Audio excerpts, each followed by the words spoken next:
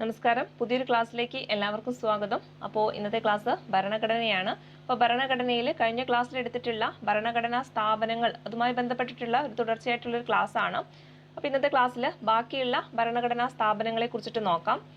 ആദ്യം നമ്മൾ നോക്കാനായിട്ട് പോകുന്നത് യൂണിയൻ പബ്ലിക് സർവീസ് കമ്മീഷനെ കുറിച്ചിട്ടാണ്. അതായത് UPSC എന്ന് പറയും അല്ലേ. നമ്മുടെ അഖിലേന്ത്യാ സർവീസ് ആയിട്ടുള്ള IAS, IPS, IFS തുടങ്ങിയ പരീക്ഷകളൊക്കെ നടത്തുന്നത് ആരാണ് അല്ലെ? ആരാണ്? UPSC ആണ്.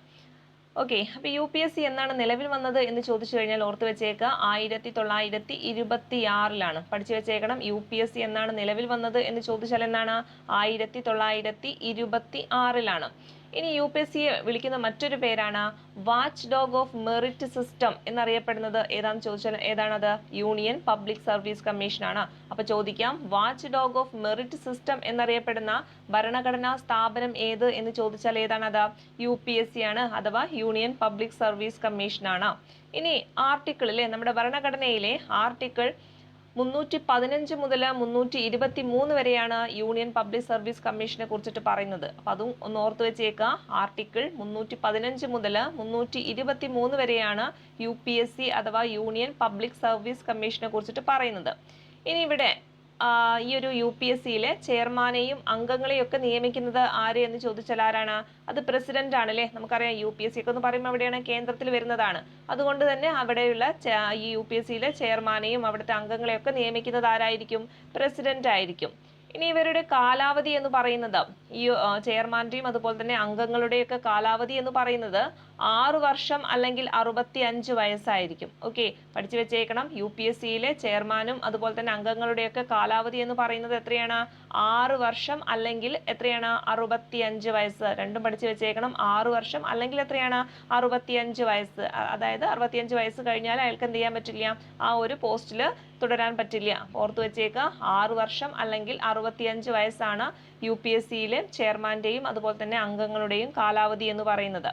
ഇനി UPSCയുടെ ആസ്ഥാനം എവിടെയാണെന്ന് ചോദിച്ചു കഴിഞ്ഞാൽ അത് ധോൽപൂർ ഹൗസ് ആണ്. നമ്മുടെ ഡൽഹിയിലെ ധോൽപൂർ ഹൗസ് ആണ് എന്തിന്റെ ആസ്ഥാനം? UPSCയുടെ ആസ്ഥാനം എന്ന് പറയുന്നത്. അപ്പോൾ ഓർത്ത് വെച്ചേക്കണം, UPSCയുടെ ആസ്ഥാനം എവിടെയാണ്?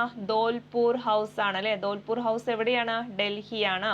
ഇനി UPSCയിലെ ആദ്യത്തെ ചെയർമാൻ ആരായിരുന്നു എന്ന് ചോദിച്ചാൽ അത് സർ റോസ് ബാർക്കർ ആണ് കേട്ടോ. പഠിച്ചു വെച്ചേക്ക, ചോദിക്കുന്നതാണ്. UPSCയുടെ ആദ്യത്തെ ചെയർമാൻ എന്ന് പറയുന്നത് സർ റോസ് ബാർക്കർ ആണ് എന്ന് ഓർത്തു വയ്ക്കാം. അതുപോലെ തന്നെ UPSC അംഗമായിട്ടുള്ള ആദ്യ മലയാളി ആരാണെന്ന് ചോദിച്ചാൽ അത് KG അടിയോടി ആണ്. ഓർത്തു വെച്ചേക്കണം, UPSCയിലെ അംഗമായിട്ടുള്ള, ചെയർമാൻ അല്ല, ആ UPSCയിലെ അംഗമായിട്ടുള്ള ആദ്യ മലയാളി ആരാണെന്ന് ചോദിച്ചാൽ അതാരാണ്? KG അടിയോടി ആണ്. ഇനി നിലവിലെ UPSC ചെയർമാൻ ആരാണെന്ന് ചോദിച്ചാൽ അതാരാണ്? അത് മനോജ് സോണിയാണ് കേട്ടോ. ഓർത്ത് വെച്ചേക്കണം, ആരാണ്? മനോജ് സോണിയാണ് നിലവിലെ UPSCയുടെ ചെയർമാൻ എന്ന് പറയുന്നത്. ഓക്കെ, അപ്പോൾ ആദ്യത്തെ ചെയർമാൻ ആരാണ്? സർ റോസ് ബാർക്കർ ആണ്. അതുപോലെ തന്നെ UPSC അംഗമായിട്ടുള്ള ആദ്യ മലയാളി ചോദിച്ചാൽ അതാരാണ്? അത് KG അടിയോടി ആണ്. എന്നാൽ നിലവിലെ UPSCയുടെ ചെയർമാൻ ചോദിച്ചാൽ അത് മനോജ് സോണിയാണ്. ഓക്കെ, അപ്പൊ ഇത്രയും കാര്യങ്ങൾ UPSCയുമായി ബന്ധപ്പെട്ടിട്ട് പഠിച്ചു വെച്ചേക്കണം. ഇപ്പൊ UPSCയിലെ എന്തിനു വേണ്ടിയിട്ടാണ് ഇത് രൂപം കൊണ്ടിട്ടുള്ളത്? അതായത് നമ്മുടെ അഖിലേന്ത്യാ സർവീസ് ആയിട്ടുള്ള IAS, IPS, IFS തുടങ്ങിയിട്ടുള്ള പോസ്റ്റുകളിലേക്കൊക്കെയുള്ള നിയമനം നടത്തുന്നത്, അല്ലെങ്കിൽ ആ നിയമനവുമായി ബന്ധപ്പെട്ടിട്ടുള്ള പരീക്ഷകളൊക്കെ നടത്തുന്നത് ആരാണ്? ഈ യൂണിയൻ പബ്ലിക് സർവീസ് കമ്മീഷൻ ആണ്. 1926 UPSC നിലവിൽ വരുന്നത്. Watch dog of merit system എന്നറിയപ്പെടുന്ന ഒരു ഭരണഘടനാ സ്ഥാപനമാണ് UPSC അഥവാ യൂണിയൻ പബ്ലിക് സർവീസ് കമ്മീഷൻ എന്ന് പറയുന്നത്. ആർട്ടിക്കിൾ 315 മുതൽ 323 വരെയാണ് UPSCയെ കുറിച്ച് പറയുന്നത്. അതുപോലെ തന്നെ ഇവിടെയുള്ള ചെയർമാനെയും അതുപോലെ തന്നെ അംഗങ്ങളെയൊക്കെ നിയമിക്കുന്നത് ആരാണ്? പ്രസിഡന്റ് ആണ്. ഇനി ഇവരുടെ കാലാവധി ചോദിച്ചു കഴിഞ്ഞാൽ 6 വർഷം അല്ലെങ്കിൽ 65 വയസ്സാണ്. ഇനി എവിടെയാണ് ഇതിന്റെ ആസ്ഥാനം ചോദിച്ചാൽ എവിടെയാണ്? അത് ഡൽഹിയിലെ ധോൽപൂർ ഹൗസ് ആണ്. ഓർത്ത് വെച്ചേക്കണം. അതുപോലെ തന്നെ ചെയർമാനെ കുറിച്ച് പറയുമ്പോൾ ആദ്യത്തെ ചെയർമാൻ ആരാണ്? സർ റോസ് ബാർക്കർ ആണ് അല്ലെ. നിലവിൽ ആരാണെന്ന് ചോദിച്ചാൽ മനോജ് സോണിയാണ്. അതുപോലെ തന്നെ UPSCയിൽ അംഗമായിട്ടുള്ള ആദ്യ മലയാളി ചോദിച്ചാൽ അത് KG അടിയോടി ആണ്. ഓക്കെ, ഇനി അടുത്തത് നോക്കാം. ഇനി അടുത്തത് നമ്മുടെ സംസ്ഥാന പബ്ലിക് സർവീസ് കമ്മീഷനെ കുറിച്ചിട്ടാണ് അല്ലെ. അപ്പൊ കേന്ദ്രത്തിലേക്ക് വരുമ്പോൾ UPSC ആണ്. സംസ്ഥാനത്തിലോട്ട് വരുമ്പോൾ എന്താണ്? നമ്മുടെ സ്റ്റേറ്റ് പബ്ലിക് സർവീസ് കമ്മീഷൻ ആണ്. ഓക്കെ, അപ്പോൾ നമുക്ക് സ്റ്റേറ്റിന് പറയുമ്പോൾ നമ്മുടെ കേരളത്തിലെ കുറിച്ചിട്ട് തന്നെ പറയാം. അപ്പോൾ കേരളത്തിൽ ഇങ്ങനെയൊരു PSC വരുന്നത് നമ്മൾക്ക് ആദ്യം തിരുവിതാംകൂറിലാണ് വരുന്നത്. അപ്പോൾ തിരുവിതാംകൂറിൽ PSC രൂപീകൃതമാകുന്നത് 1936 ഓക്കെ. അതായത് കേരളം രൂപീകരിക്കുന്നതിന് മുമ്പ് തിരുവിതാംകൂർ ആയിരുന്നു. ആ തിരുവിതാംകൂറിൽ PSC രൂപീകരിക്കുന്നത് എന്താണ്? 1936. പിന്നീട് അത് കേരള PSC ആയിട്ട് പേര് മാറുന്നത് എന്നാന്ന് ചോദിച്ചു കഴിഞ്ഞാൽ 1956 നവംബർ 1 അല്ലേ. അതായത് നമ്മുടെ കേരള രൂപീകരണത്തിന് ശേഷമാണ് ഈ ഒരു പേര് കേരള PSC എന്ന പേരിലേക്ക് മാറുന്നത്. അതെന്നാണ്? 1956 നവംബർ 1. ഓർത്തു വെച്ചേക്കാം, ഇത് രണ്ടും ചോദിക്കുന്നതാണ്. 1936 തിരുവിതാംകൂർ PSC എന്ന് പറയുന്നത് കേട്ടോ. പിന്നെ 36 കഴിഞ്ഞ് 56 പഠിക്കാൻ എളുപ്പമാണ്. 36 പിന്നെന്താണ്? 56. അപ്പൊ 36 തിരുവിതാംകൂർ PSCയും അത് പിന്നീട് കേരള PSC ആകുന്നത് എന്നാണ്? 1956. ഓക്കെ. ഇനി കേരള PSCയുടെ ആദ്യത്തെ ചെയർമാൻ ആരായിരുന്നു എന്ന് ചോദിച്ചു കഴിഞ്ഞാൽ അത് VK വേലായുധനാണ്. ഓർത്തു വെച്ചേക്കുക, കേരള PSCയുടെ ആദ്യത്തെ ചെയർമാൻ എന്ന് പറയുന്നത് VK വേലായുധനാണ്. അതുപോലെ തന്നെ നിലവിൽ ആരാണെന്ന് ചോദിച്ചാൽ ആരാണ്? എല്ലാവർക്കും അറിയാവുന്നതല്ലേ അല്ലെ, നമ്മുടെ MR ബൈജു എന്നറിയപ്പെടുന്ന മിസ്റ്റർ ബൈജു എന്ന് ഓർത്തു വെച്ചാൽ മതി. ആരാണ് നിലവില്? MR ബൈജു അല്ലെ. MR ബൈജു ആണ് നിലവില് PSCയുടെ ചെയർമാൻ എന്ന് പറയുന്നത് അല്ലെ. അപ്പൊ ആദ്യത്തെ ചെയർമാൻ ആരാണ്? VK വേലായുധനാണ്. ഓക്കെ. ഇനി ചെയർമാനെയും അംഗങ്ങളെയും ഒക്കെ നിയമിക്കുന്നത് ആരാണെന്ന് ചോദിച്ചാൽ അതാരാണ്? പ്രസിഡന്റ് ആണോ? അല്ലല്ലേ. കാരണം എന്താണ്? ഇത് സ്റ്റേറ്റ് ആണ്. അതായത് സംസ്ഥാനങ്ങളിലോട്ട് വരുന്ന സമയത്ത് അവിടെ നിയമിക്കുന്നത് ആരായിരിക്കും? ഗവർണർ ആയിരിക്കും. ഓക്കെ. UPSCയുടെ ചെയർമാനെയും അംഗങ്ങളെയൊക്കെ നിയമിക്കുന്നത് പ്രസിഡന്റ് ആണെങ്കിൽ സംസ്ഥാന PSCയിലെ അവിടുത്തെ ചെയർമാനെയും അംഗങ്ങളെയൊക്കെ നിയമിക്കുന്നത് ആരായിരിക്കും? ആ സംസ്ഥാനത്തിന്റെ ഗവർണർ ആയിരിക്കും. ഇനി ഇവരുടെ കാലാവധി എന്ന് പറയുന്നത്, ചെയർമാന്റെയും അതുപോലെ തന്നെ അംഗങ്ങളുടെയും കാലാവധി എന്ന് പറയുന്നത് എത്രയാണ്? 6 വർഷം അല്ലെങ്കിൽ 62 വയസ്സ്. ഇവിടെ മാറിപ്പോകരുത്. UPSC ആണെങ്കിൽ എത്രയുണ്ട്? 65. UPSC ആയതുകൊണ്ട് 65 വയസ്സ് വരെ എന്ത് ചെയ്യാൻ പറ്റും? ആ ഒരു പോസ്റ്റിൽ തുടരാൻ പറ്റും. എന്നാൽ PSC ആകുമ്പോൾ എത്ര വയസ്സ് വരെ പറ്റുള്ളൂ? 62 വയസ്സ്. ഇത് 6 വർഷം രണ്ടിലും സെയിം തന്നെയാണ്. അപ്പോൾ UPSC ആണെങ്കിൽ 6 വർഷം അല്ലെങ്കിൽ 65 വയസ്സ്, PSC ആണെങ്കിൽ 6 വർഷം അല്ലെങ്കിൽ 62 വയസ്സ്. ഓർത്ത് വെച്ചേക്കണം. ഓക്കെ. നമ്മുടെ PSCയുമായി ബന്ധപ്പെട്ട് ഇത്രയും കാര്യങ്ങളാണ് നമുക്ക് നോക്കാനുള്ളത്. എന്തൊക്കെയാണ് പറഞ്ഞത്? സംസ്ഥാന പബ്ലിക് സർവീസ് കമ്മീഷൻ അല്ലേ, നമ്മുടെ കേരളത്തിലോട്ട് വരുന്ന സമയത്ത് തിരുവിതാംകൂർ PSC രൂപീകൃതമായത് 1936. അത് പിന്നീട് കേരള PSC ആയിട്ട് മാറുന്നത് എന്നാണ്? 1956. അതിന്റെ കേരള PSCയുടെ ആദ്യത്തെ ചെയർമാൻ എന്ന് പറയുന്നത് ആരായിരുന്നു? VK വേലായുധനാണ്. നിലവിലാണെങ്കിൽ ആരാണ്? MR ബൈജു ആണ്. പിന്നെ ഈ ഒരു ചെയർമാനെയും അംഗങ്ങളെയൊക്കെ നിയമിക്കുന്നത് ആരാണ്? ഗവർണർ ആണ്. അതുപോലെ കാലാവധി എന്ന് പറയുന്നത് 6 വർഷം അല്ലെങ്കിൽ 62 വയസ്സാണ്. ഓക്കെ. ഇനി അടുത്ത ഒരു ഭരണഘടനാ സ്ഥാപനത്തെ കുറിച്ച് നോക്കാം. ഏതാണ്? ധനകാര്യ കമ്മീഷനെ കുറിച്ചിട്ടാണ്. ഓക്കെ. വളരെ പ്രധാനപ്പെട്ടതാണ് ധനകാര്യ കമ്മീഷൻ അല്ലേ. നമ്മുടെ ആർട്ടിക്കിൾ 280 ധനകാര്യ കമ്മീഷനെ കുറിച്ച് പറയുന്നത്. ഈ ആർട്ടിക്കിൾ ഇടയ്ക്കിടയ്ക്ക് ചോദിക്കാറുണ്ട്, പഠിച്ചു വെച്ചേക്കണം. ആർട്ടിക്കിൾ 280 എന്തിനെ കുറിച്ച് പറയുന്നത്? ധനകാര്യ കമ്മീഷനെ കുറിച്ച് പറയുന്നത് അല്ലേ. അപ്പൊ എന്തിനു വേണ്ടിയിട്ടാണ് ഈ ഒരു ധനകാര്യ കമ്മീഷൻ രൂപീകൃതമായത്? അതായത് നമ്മുടെ രാജ്യത്തിന്റെ ധനകാര്യ വിഷയങ്ങളിൽ അല്ലെ, ഇപ്പൊ പ്രസിഡന്റിനാണെങ്കിൽ അവർക്ക് ഉപദേശം കൊടുക്കുന്നതൊക്കെ ആരാണ്? ധനകാര്യ കമ്മീഷനാണ്. അല്ലെങ്കിൽ നമ്മുടെ സംസ്ഥാനങ്ങളിലോട്ട് വരുമ്പോൾ അതുമായി ബന്ധപ്പെട്ട സംസ്ഥാനങ്ങളിലുള്ള ധനകാര്യ വിഷയങ്ങളിലൊക്കെ അതിനുള്ള ഉപദേശമൊക്കെ കൊടുക്കുന്നത് ആരാണെന്ന് ചോദിച്ചാൽ ആരാണ്? ഈ ഒരു ധനകാര്യ കമ്മീഷനാണ്. ഓക്കെ. അതായത് ധനകാര്യ വിഷയങ്ങളിലുള്ള കേന്ദ്ര സർക്കാരിനൊക്കെ ഉപദേശം കൊടുക്കുന്നതാണ് ധനകാര്യ കമ്മീഷന്റെ പ്രധാന ഡ്യൂട്ടി എന്ന് പറയുന്നത്. ഇനി ഈ ഒരു ധനകാര്യ കമ്മീഷനെയും നിയമിച്ചിട്ടുള്ളത് 5 വർഷത്തേക്കാണ്. അത് ഓർത്ത് വെച്ചേക്കുക. ഓരോ 5 വർഷമാണ് ഇവരുടെ കാലാവധി എന്ന് പറയുന്നത്. ഓക്കെ. അപ്പൊ ആർട്ടിക്കിൾ 280 ധനകാര്യ കമ്മീഷനെ കുറിച്ച് പറയുന്നത്. അതുപോലെ ഇവരുടെ കാലാവധി അല്ലെങ്കിൽ ഒരു ധനകാര്യ കമ്മീഷന്റെ കാലാവധി എന്ന് പറയുന്നത് 5 വർഷത്തിലേക്കാണ്. അതുപോലെ തന്നെ ഈ ഒരു ധനകാര്യ കമ്മീഷൻ തയ്യാറാക്കുന്ന റിപ്പോർട്ടുകളൊക്കെ ആർക്കാണ് സമർപ്പിക്കുന്നത് എന്ന് ചോദിച്ചു കഴിഞ്ഞാൽ കേന്ദ്രത്തിലാകുമ്പോൾ അത് പ്രസിഡന്റിനാണ്. അതുപോലെ തന്നെ സംസ്ഥാനങ്ങളുമായി ബന്ധപ്പെട്ടതാണെങ്കിൽ ആർക്ക് കൊടുക്കും? ഗവർണർക്ക് കൊടുക്കും. അപ്പൊ അതൊക്കെ ഓർത്ത് വെച്ചേക്കുക. ധനകാര്യ കമ്മീഷന്റെ റിപ്പോർട്ട് നൽകുന്നത് ആർക്കാണ്? പ്രസിഡന്റിനാണ്. ഓക്കെ. ഇനി ഫസ്റ്റ് ധനകാര്യ കമ്മീഷൻ എന്നാണ് രൂപീകൃതമായത് എന്ന് ചോദിച്ചാൽ 1951. ഓക്കെ. നമ്മുടെ ഒന്നാം പഞ്ചവത്സര പദ്ധതിയൊക്കെ ആരംഭിക്കുന്നത് എന്നാണ്? ഈ 1951 തന്നെയാണ് അല്ലെ. അതുപോലെ തന്നെയാണ് ഒന്നാം ധനകാര്യ കമ്മീഷനും ആരംഭിക്കുന്നത് 1951. ഓക്കെ. ആ ഒരു 5 വർഷക്കാലമാണ് അവരുടെ ആ ഒരു കാലാവധി എന്ന് പറയുന്നത്. ഓരോ 5 വർഷത്തിലേക്കാണ് ധനകാര്യ കമ്മീഷനെ ഇങ്ങനെ നിയമിക്കുന്നത്. ഈ ഒരു ഫസ്റ്റത്തെ ധനകാര്യ കമ്മീഷന്റെ ചെയർമാൻ അല്ലെങ്കിൽ അധ്യക്ഷൻ ആരായിരുന്നു എന്ന് ചോദിച്ചാൽ KC നിയോഗിയാണ് കേട്ടോ. അത് ചോദിക്കുന്നതാണ്. അപ്പോൾ ചോദിക്കാം, ഒന്നാം ധനകാര്യ കമ്മീഷന്റെ ചെയർമാൻ ആര് എന്ന് ചോദിച്ചാൽ ആരാണ്? KC നിയോഗിയാണ്. ഏതാണ് വർഷം? 1951. അപ്പോൾ ചോദിക്കാം, എന്നാണ് ഒന്നാം ധനകാര്യ കമ്മീഷനെ അപ്പോയിന്റ് ചെയ്തത് എന്ന് ചോദിച്ചാൽ ഏതാണ് വർഷം? 1951. അതിന്റെ ചെയർമാൻ ആരാണ് എന്ന് ചോദിച്ചാൽ അതാരാണ്? KC നിയോഗിയാണ്. ഇനി നിലവിലെ ധനകാര്യ കമ്മീഷൻ എന്ന് പറയുന്നത് 16ാമത് ധനകാര്യ കമ്മീഷനാണ് കേട്ടോ. ഓർത്ത് വെച്ചേക്കണം. നിലവിൽ ഇപ്പോൾ ഉള്ളത് ഏതാണ്? 16ാമത്തെ ധനകാര്യ കമ്മീഷനാണ്. അതിന്റെ ചെയർമാൻ എന്ന് പറയുന്നത് അരവിന്ദ് പനഗരിയാണ് കേട്ടോ. ആരാണ്? അരവിന്ദ് പനഗരിയാണ് ഈ ഒരു 16ാമത് ധനകാര്യ കമ്മീഷന്റെ ചെയർമാൻ എന്ന് പറയുന്നത്. ഇവിടെ ഓർത്ത് വെച്ചേക്കേണ്ടത് 15 ഒന്ന് ഓർത്ത് വെക്കുക, ഇടയ്ക്കിടയ്ക്ക് ചോദിക്കാറുള്ളതാണ്. 15ാം ധനകാര്യ കമ്മീഷന്റെ ചെയർമാൻ ചോദിച്ചാൽ അത് NK സിംഗ് ആണ്. ആരാണ്? NK സിംഗ്. ഓർത്ത് വെച്ചേക്കണം. 15ാം ധനകാര്യ കമ്മീഷന്റെ ചെയർമാൻ എന്ന് പറയുന്നത് ആരാണ്? NK സിംഗ് ആണ്. 16ാമത്തേത് അല്ലെങ്കിൽ നിലവിലുള്ളത് ഏതാന്ന് ചോദിച്ചാൽ അത് 16ാമത്തേതാണ്. അതിന്റെ ചെയർമാനാണ് ആര്? അരവിന്ദ് പനഗരിയ എന്ന് പറയുന്നത്. ഓക്കെ. അപ്പൊ ധനകാര്യ കമ്മീഷനെ കുറിച്ചിട്ട് ഇത്രയും കാര്യങ്ങൾ എന്ത് ചെയ്യണം? പഠിച്ചു വെച്ചേക്കണം. ഒന്നും കൂടി നോക്കാം. ധനകാര്യ കമ്മീഷൻ എന്ന് പറയുമ്പോൾ എന്തിനു വേണ്ടിയിട്ടാണ് രൂപം കൊണ്ടിട്ടുള്ളത്? അതായത് ധനകാര്യ വിഷയങ്ങളിലുള്ള കേന്ദ്ര സർക്കാരിനും അതുപോലെ തന്നെ സംസ്ഥാന സർക്കാരിനൊക്കെ ഉപദേശം കൊടുക്കുന്ന ഒരു ഡ്യൂട്ടിയാണ് ആർക്കുള്ളത്? ധനകാര്യ കമ്മീഷനുള്ളത്. ഓക്കെ. അതായത് ഇപ്പൊ കേന്ദ്രത്തിൽ വരുമ്പോൾ കേന്ദ്രത്തിന്റെ ധനകാര്യ കമ്മീഷൻ ഉണ്ടാവും, സംസ്ഥാനങ്ങളിലോട്ട് വരുമ്പോൾ എന്തുണ്ടാവും? സംസ്ഥാനങ്ങളുടെ ധനകാര്യ കമ്മീഷൻ ഉണ്ടാവും. ഇവരുടെ ഒക്കെ ഡ്യൂട്ടി എന്ന് പറയുന്നത് എന്താണ്? ഈ ഒരു ധനകാര്യ വിഷയങ്ങളിലുള്ള ഉപദേശങ്ങൾ കൊടുക്കുകയാണ് അല്ലെ.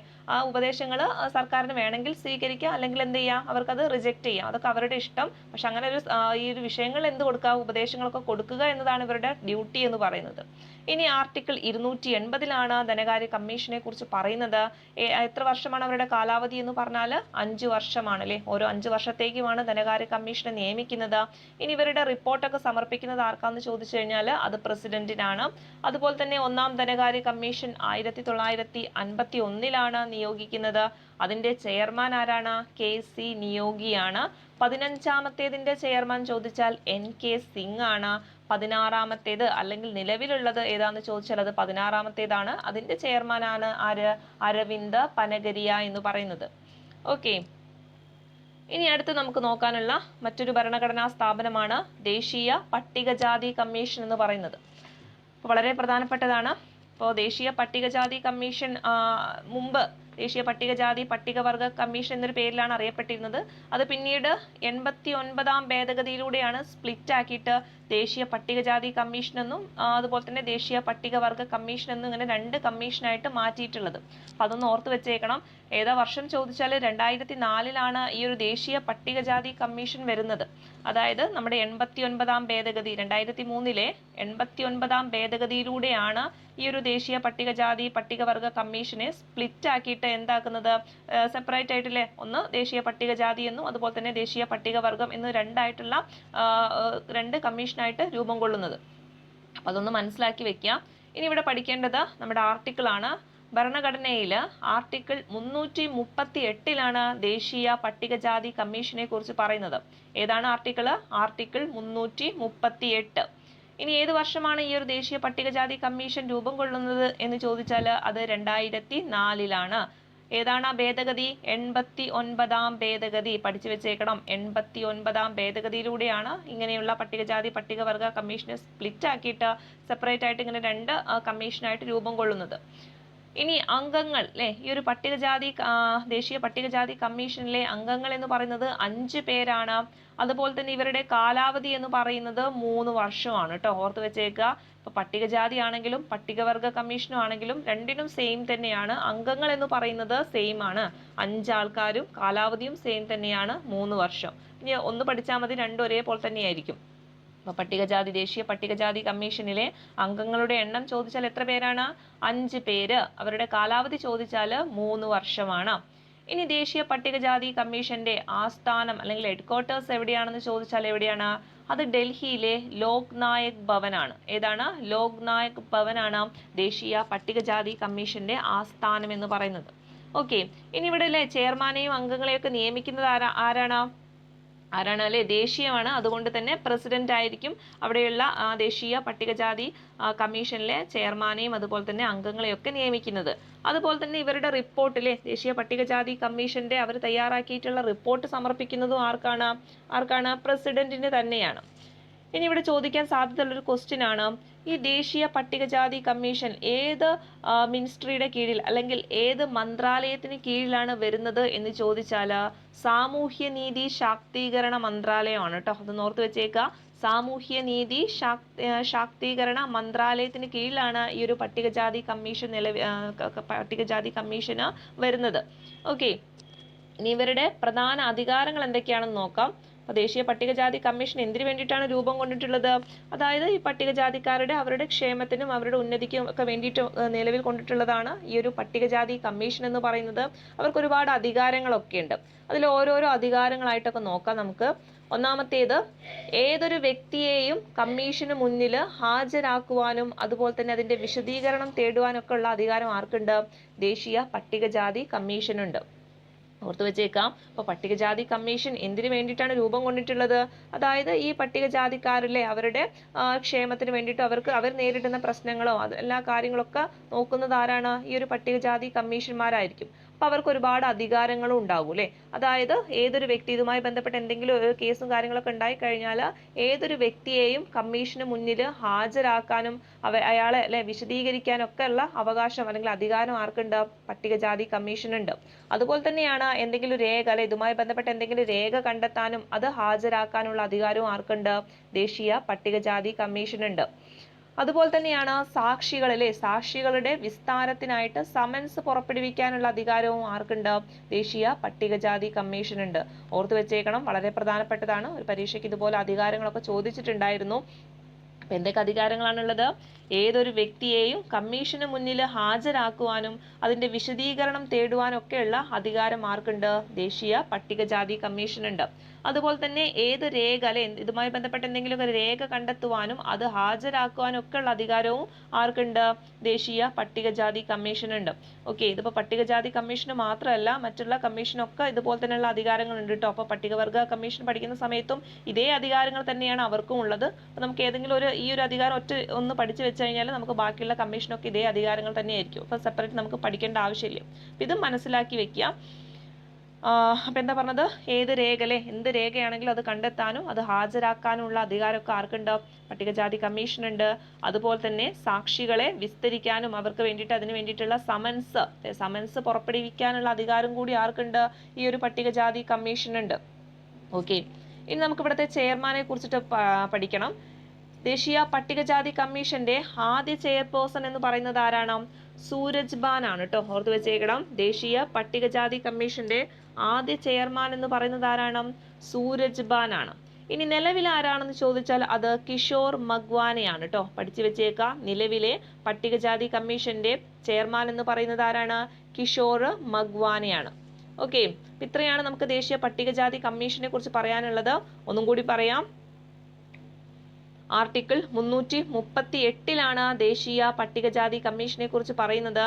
2004 ഇത് നിലവിൽ വരുന്നത്. ഏതിലൂടെ? 89ാം ഭേദഗതിയിലൂടെ അല്ലെ. 89ാം ഭേദഗതിയിലൂടെയാണ് ഈ ഒരു ദേശീയ പട്ടികജാതി കമ്മീഷൻ നിലവിൽ വരുന്നത്. ഇതിലെ അംഗങ്ങൾ എന്ന് പറയുന്നത് എത്ര പേരാണ്? 5 പേരാണ് അല്ലെ. അംഗങ്ങൾ 5 പേരും. അതുപോലെ ഇവരുടെ കാലാവധി എന്ന് പറയുന്നത് എത്ര വർഷമാണ്? 3 വർഷമാണ്. അതുപോലെ തന്നെ ഇതിന്റെ ആസ്ഥാനം എവിടെയാണെന്ന് ചോദിച്ചാൽ അത് ലോക് നായക് ഭവൻ ആണ് അല്ലെ. ഡൽഹിയിലെ ലോക് നായക് ഭവൻ ആണ് ഇത് ഈ ഒരു ദേശീയ പട്ടികജാതി കമ്മീഷന്റെ ആസ്ഥാനം എന്ന് പറയുന്നത്. ഇതിലുള്ള ചെയർമാനെയും അംഗങ്ങളെയൊക്കെ നിയമിക്കുന്നത് പ്രസിഡന്റ് ആണ്. അതുപോലെ റിപ്പോർട്ട് അല്ലെ ഈ കമ്മീഷന്റെ റിപ്പോർട്ടൊക്കെ ആർക്കാണ് സമർപ്പിക്കുന്നത് എന്ന് ചോദിച്ചാൽ അതും പ്രസിഡന്റിനാണ്. ഇനി സാമൂഹ്യനീതി ശാക്തീകരണ മന്ത്രാലയത്തിന് കീഴിലാണ് ഈ ഒരു ദേശീയ പട്ടികജാതി കമ്മീഷൻ വരുന്നത്. അതും കൂടി ഓർത്തു വെക്കാം. പിന്നെ ഇവരുടെ പ്രധാന അധികാരങ്ങൾ എന്ന് പറയുന്നത് അല്ലെ എന്തൊക്കെയാണ്? ഏതൊരു വ്യക്തിയെയും കമ്മീഷന് മുന്നിൽ ഹാജരാക്കുവാനും അവരെ വിശദീകരണം തേടുവാനും ഒക്കെയുള്ള അധികാരമുണ്ട്. അതുപോലെ തന്നെ എന്തെങ്കിലും രേഖ കണ്ടെത്തുവാനും അത് ഹാജരാക്കുവാനുള്ള അധികാരം. അതുപോലെ തന്നെ സാക്ഷികളുടെ വിസ്താരത്തിനായിട്ട് സമൻസ് പുറപ്പെടുവിക്കുന്നതിനുള്ള അധികാരങ്ങളൊക്കെ ആർക്കുണ്ട്? ദേശീയ പട്ടികജാതി കമ്മീഷനുണ്ട്.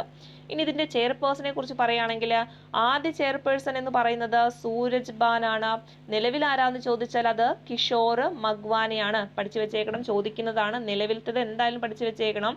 നിലവിൽ ആരാണ്? കിഷോർ മഗ്വാനയാണ് ദേശീയ പട്ടികജാതി കമ്മീഷന്റെ ചെയർമാൻ എന്ന് പറയുന്നത്. ഇനി അടുത്തത് നമുക്ക് പഠിക്കാനുള്ളത്, പട്ടികജാതി പഠിച്ചു കഴിഞ്ഞാൽ അതേപോലെ തന്നെ നമുക്ക് പഠിക്കേണ്ടതാണ് പട്ടികവർഗ കമ്മീഷൻ എന്ന് പറയുന്നത് അല്ലേ, ST കമ്മീഷൻ എന്ന് പറയും. ഇതും ഇതുപോലെ തന്നെ അല്ലേ, നമ്മുടെ ദേശീയ പട്ടികജാതി പട്ടികവർഗ കമ്മീഷൻ സ്പ്ലിറ്റ് ആയിട്ട് വന്നിട്ടുള്ളതാണ് ഏത്? ദേശീയ പട്ടികവർഗ കമ്മീഷൻ എന്ന് പറയുന്നത്. ഇനി ഇതിനെ കുറിച്ച് പറയുന്ന ആർട്ടിക്കിൾ ഏതാന്ന് ചോദിച്ചാൽ അത് ആർട്ടിക്കിൾ 338A ആണ് അല്ലേ. നമുക്ക് പഠിക്കാൻ എളുപ്പമാണ്. പട്ടികജാതി കമ്മീഷനെ കുറിച്ച് പറയുന്ന ആർട്ടിക്കിൾ ഏതാണ്? 338 അല്ലേ. പട്ടികവർഗമാണെങ്കിൽ അതിന്റെ കൂടെ ഒരു A ചേർത്ത് കഴിഞ്ഞാൽ എന്ത് കിട്ടി നമുക്ക്? പട്ടികവർഗ കമ്മീഷനെ കിട്ടി. ഓക്കെ, വർഷമൊക്കെ ഇനിയൊക്കെ സെയിം തന്നെയാണ്. 2004 നിലവിൽ വന്നിട്ടുള്ളത്. ഏതാണ് ഭേദഗതി? 89ാം ഭേദഗതിയാണ്. ഇനി അംഗങ്ങൾ എന്ന് പറയുന്നതിലെ എത്ര പേരാണ്? ഇവിടെയും സെയിം തന്നെയാണ്. പട്ടികജാതിയിലുള്ള അതേ അംഗങ്ങൾ തന്നെയാണ് ഇവിടെയും. അതായത് 5 അംഗങ്ങൾ തന്നെയാണ് ഈ പട്ടികവർഗ കമ്മീഷനിലും ഉള്ളത്. അതുപോലെ തന്നെ ഇവരുടെയും കാലാവധി എന്ന് പറയുന്നത് 3 വർഷം തന്നെയാണ്. പിന്നെ ഈ ഒരു ചെയർമാനെയും അംഗങ്ങളെയും ഒക്കെ നിയമിക്കുന്നത് ആരാണ്? പ്രസിഡന്റ് ആണ് അല്ലെ. ആരാണ്? ദേശീയ തലത്തിലായതുകൊണ്ട് തന്നെ അവിടെ ഉള്ള ചെയർമാനെയും അംഗങ്ങളെയും ഒക്കെ നിയമിക്കുന്നത് ആരാണ്? പ്രസിഡന്റ് ആണ്.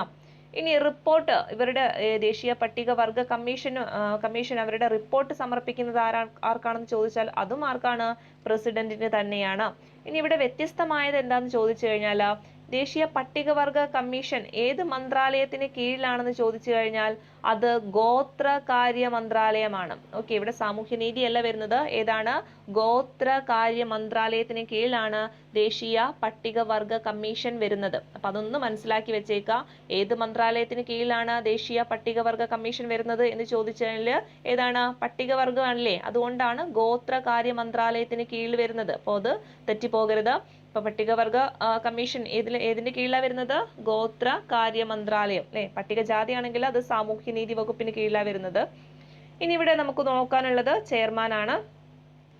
ആദ്യത്തെ ചെയർമാൻ അല്ലെ, ദേശീയ പട്ടികവർഗ കമ്മീഷന്റെ ആദ്യത്തെ ചെയർമാൻ എന്ന് പറയുന്നത് കൻവർ സിംഗ് ആണ്. ആരാണ്? കൻവർ സിംഗ് ആണ് അല്ലെ. മറ്റോടത്ത് സൂരജ് ബാൻ ആണെങ്കിൽ ഇവിടെ പട്ടികവർഗ കമ്മീഷനിലെ ആദ്യത്തെ ചെയർമാൻ എന്ന് പറയുന്നത് കൻവർ അല്ലെ, വർഗം നോർത്ത് വെച്ചാൽ മതി, കൻവർ സിംഗ് ആണ്.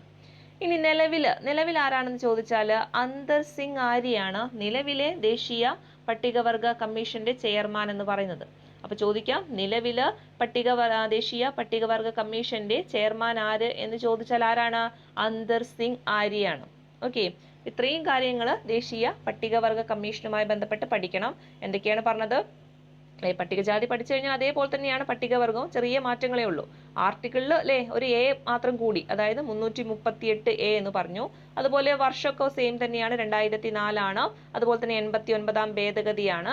പിന്നെ അംഗങ്ങൾ എന്ന് പറയുന്നത് 5 അംഗങ്ങളും അതുപോലെ തന്നെ അവരുടെ കാലാവധി എന്ന് പറയുന്നത് 3 വർഷമാണ്. ഇവരെയൊക്കെ നിയമിക്കുന്നത് പ്രസിഡന്റ് ആണ്. അതുപോലെ തന്നെ ഇവരുടെ റിപ്പോർട്ട് സമർപ്പിക്കുന്നതും പ്രസിഡന്റിനാണ്. ഇനി മന്ത്രാലയം, അതാണ് വ്യത്യാസമായിട്ടുള്ളത്. ഏത് മന്ത്രാലയത്തിന് കീഴിലാണ് വരുന്നത്? ഗോത്ര കാര്യ മന്ത്രാലയത്തിന് കീഴിലാണ് ഇത് വരുന്നത്, ദേശീയ പട്ടികവർഗ കമ്മീഷൻ വരുന്നത്. അതുപോലെ തന്നെ ഇതിന്റെ ഫസ്റ്റ് ചെയർമാൻ എന്ന് പറയുന്നത് കൻവർ സിംഗ് ആണ്. നിലവിൽ ആരാണ് ചോദിച്ചാൽ അത് അന്തർ സിംഗ് ആര്യയാണ്. ഓക്കെ, ഇനി അടുത്ത് നമുക്ക് പഠിക്കാനുള്ളത് ദേശീയ പിന്നാക്ക വിഭാഗ കമ്മീഷനെ കുറിച്ചിട്ടാണ്. ഏതാണ്?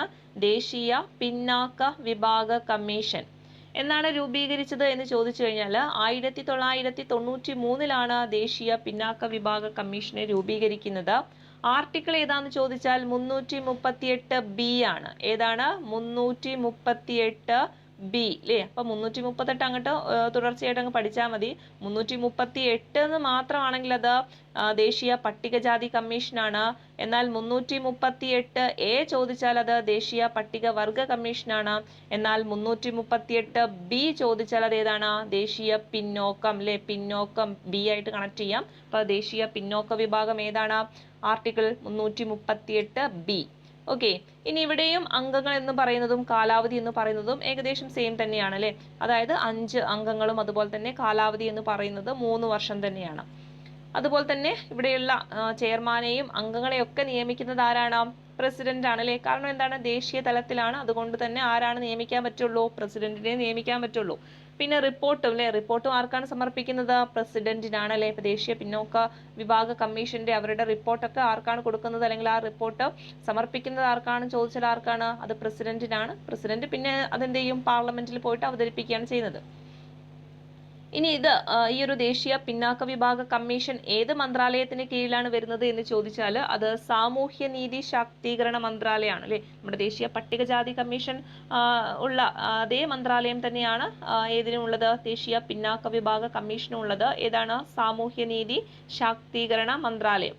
ഇനി നിലവിലെ ഈ ഒരു ദേശീയ പിന്നാക്ക വിഭാഗ കമ്മീഷന്റെ ചെയർമാൻ ആരാണെന്ന് ചോദിച്ചാൽ ഹൻസ് രാജ് ഗംഗാറാം ആണ് കേട്ടോ. ഇത് പരീക്ഷയ്ക്ക് ചോദിക്കുന്നതാണ്. നിലവിലെ ദേശീയ പിന്നാക്ക വിഭാഗ കമ്മീഷന്റെ ചെയർമാൻ എന്ന് പറയുന്നത് ആരാണ്, ഹൻസ് രാജ് ഗംഗാറാം ആണ് അല്ലെ. അപ്പൊ പിന്നാക്കം അല്ലെ, പിന്നാക്ക വിഭാഗത്തിന്റെയാണ്. ഓക്കെ, ഓർത്ത് വെച്ചേക്ക, പിന്നാക്ക വിഭാഗത്തിന്റെ കമ്മീഷനിലെ ചെയർമാൻ എന്ന് പറയുന്നത് ആരാണ്, ഹൻസ് രാജ് ഗംഗാറാം ആണ് അല്ലെ. അങ്ങനെ കോർത്ത് വെക്കല്ലേ, പിന്നിലിരുന്നിട്ട് ഹൻസ് ഒക്കെ വെച്ചെന്ന് കോർത്ത് വെക്കുക. അങ്ങനൊക്കെ എന്തെങ്കിലുമൊക്കെ കണക്ഷനൊക്കെ കൊടുത്തിട്ട് ഓരോ പേര് പഠിക്കുക. ഓക്കെ, ഇപ്പൊ നിലവിൽ ആരാണ് ചെയർമാന്, ഹൻസ് രാജ് ഗംഗാറാം ആണ് ഏതിന്റെ ചെയർമാന്, ദേശീയ പിന്നാക്ക വിഭാഗ കമ്മീഷന്റെ ചെയർമാന്. ഒന്നും കൂടി നോക്കാം. എന്നാണ് നിലവിൽ വരുന്നത്, 1993 ആർട്ടിക്കിൾ ചോദിച്ചാൽ 338B ആണ്. ഇനി എത്ര പേരാണ് അംഗങ്ങൾ എന്ന് ചോദിച്ചാൽ 5 പേരാണ്. അവരുടെ കാലാവധി എന്ന് പറയുന്നത് 3 വർഷമാണ്. ഇനി നിയമിക്കുന്നതൊക്കെ ആരാണ്, പ്രസിഡന്റ് ആണ്. അതുപോലെ തന്നെ റിപ്പോർട്ട് സമർപ്പിക്കുന്നതും ആർക്കാണ്, പ്രസിഡന്റിനാണ്. ഏത് മന്ത്രാലയത്തിന് കീഴിലാണ് വരുന്നത് എന്ന് ചോദിച്ചാൽ സാമൂഹ്യനീതി ശാക്തീകരണ മന്ത്രാലയമാണ്. ഇനി നിലവിലെ ചെയർമാൻ എന്ന് പറയുന്നത് ആരാണ്, ഹൻസ് രാജ് ഗംഗാറാം ആണ്. ഓക്കെ, ഇനി നമ്മളിപ്പോൾ പറയാൻ വിട്ടുപോയതാണ്. ഇപ്പൊ ദേശീയ പട്ടികവർഗമാണെങ്കിലും ദേശീയ പിന്നാക്ക വിഭാഗ കമ്മീഷൻ ഒക്കെ ആണെങ്കിലും ഇവരുടെ അധികാരങ്ങളൊക്കെ സെയിം തന്നെയാണ്. അതായത് നമ്മൾ ആദ്യം പറഞ്ഞിട്ടുള്ള ദേശീയ പട്ടികജാതി കമ്മീഷന്റെ അധികാരങ്ങൾ തന്നെയാണ് ഇവർക്കൊക്കെ വരുന്നത്. ഓക്കെ, അതായത് ആരെയും എന്താണ്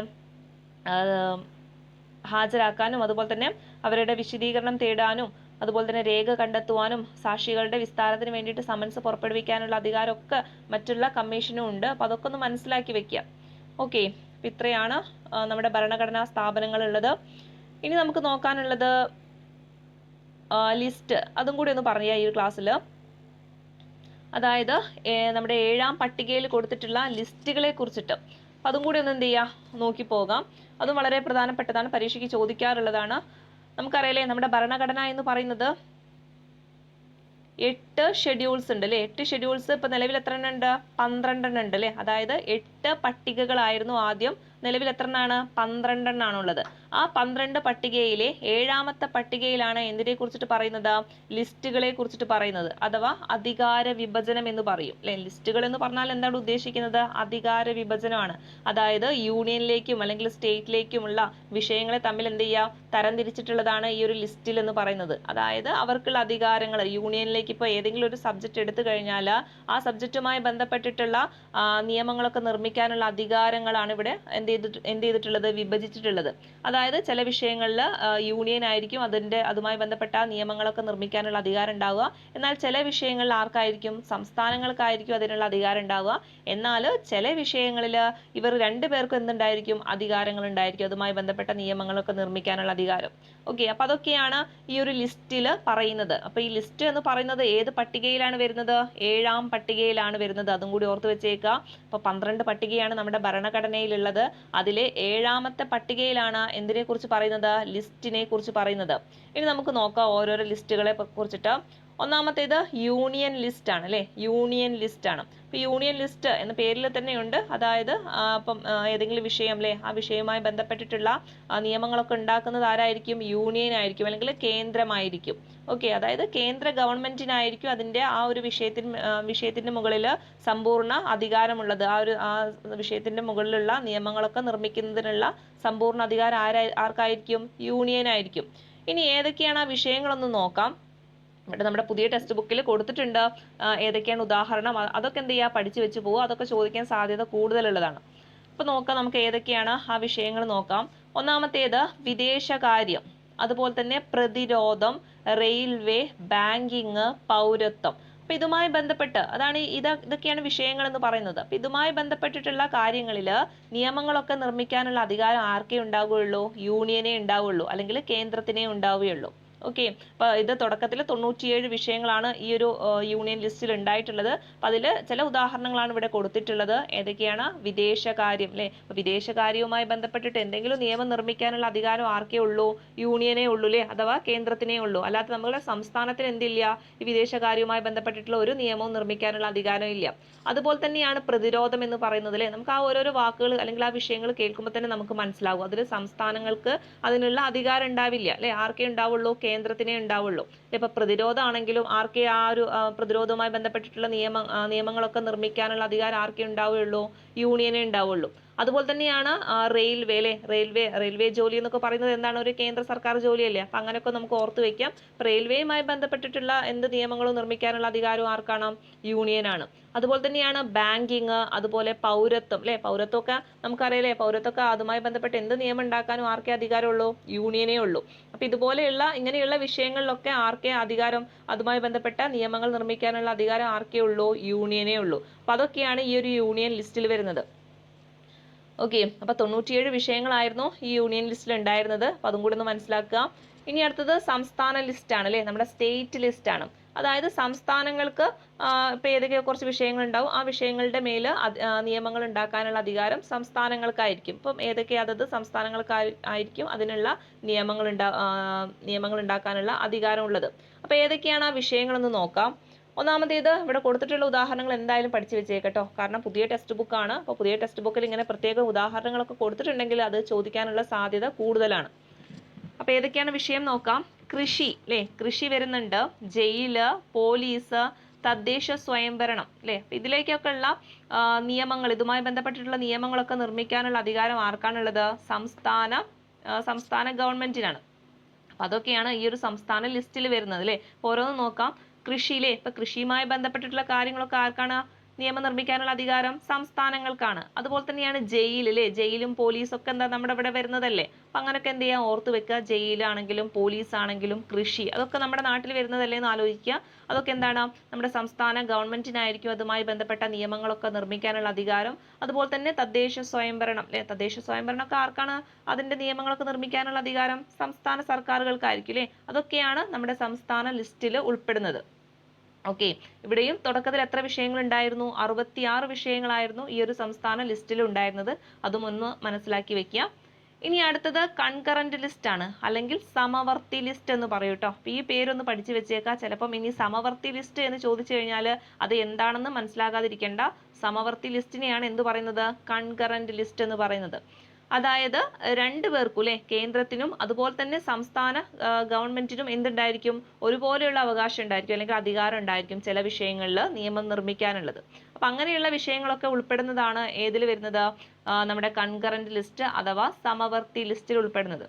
ഓക്കെ, അതായത് ചില വിഷയങ്ങളിൽ കേന്ദ്രത്തിനും അതുപോലെ തന്നെ സംസ്ഥാനത്തിനും ഒരേ അധികാരമായിരിക്കും അതുമായി ബന്ധപ്പെട്ട നിയമങ്ങൾ നിർമ്മിക്കാനുള്ളത്. ഇനി അതും ഈ തുടക്കത്തിൽ 47 വിഷയങ്ങളായിരുന്നു ഈ ഒരു കൺകറന്റ് ലിസ്റ്റിൽ ഉണ്ടായിരുന്നത് എന്ന് ഓർത്തു വെക്കാം. ഇനി ഇതിന്റെ ഉദാഹരണങ്ങൾ അല്ലെങ്കിൽ കൺകറന്റ് ലിസ്റ്റിൽ ഉൾപ്പെടുന്നവ ഏതൊക്കെയാണെന്ന് നോക്കാം.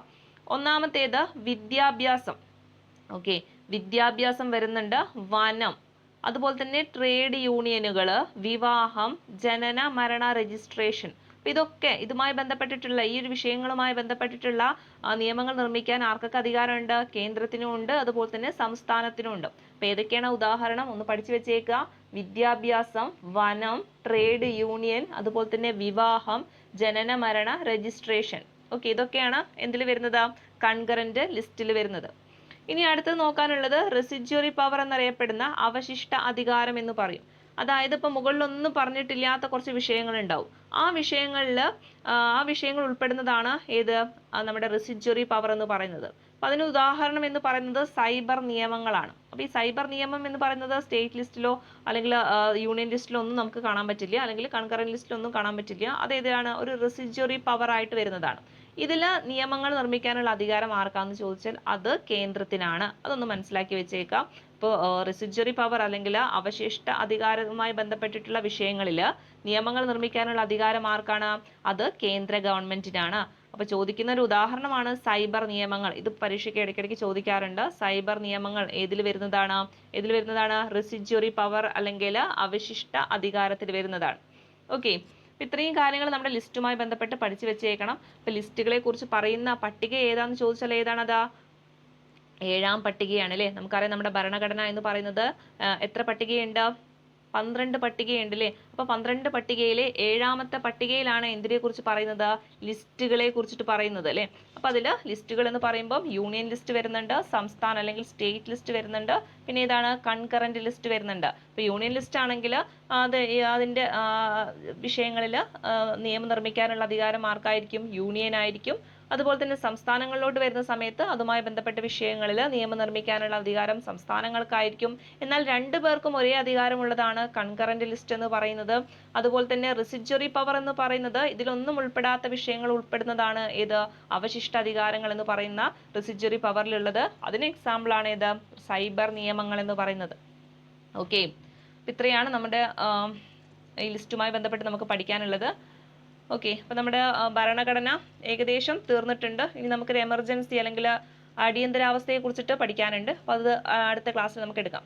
അപ്പോൾ എടുത്ത കാര്യങ്ങളൊക്കെ നന്നായിട്ട് പഠിക്കുക. ഏറ്റവും ഇമ്പോർട്ടൻ്റ് ആയിട്ടുള്ള കാര്യങ്ങളൊക്കെയാണ് നമ്മുടെ ക്ലാസ്സിലൂടെ പറയുന്നത്. അപ്പോൾ അതൊക്കെ നന്നായിട്ട് പഠിക്കുക. ഇനി വരുന്ന പരീക്ഷകൾക്കൊക്കെ നമുക്ക് ചോദിക്കാൻ സാധ്യതയുള്ള എല്ലാ മേഖലയും നമ്മൾ എന്ത് ചെയ്തിട്ടുണ്ട്? ചർച്ച ചെയ്യപ്പെട്ടിട്ടുണ്ട്. അപ്പോൾ അതൊക്കെ നന്നായിട്ട് റിവൈസ് ചെയ്ത് പഠിക്കുക. അപ്പോൾ അടുത്ത ക്ലാസ്സുമായിട്ട് കാണുന്നവരെ താങ്ക് യു.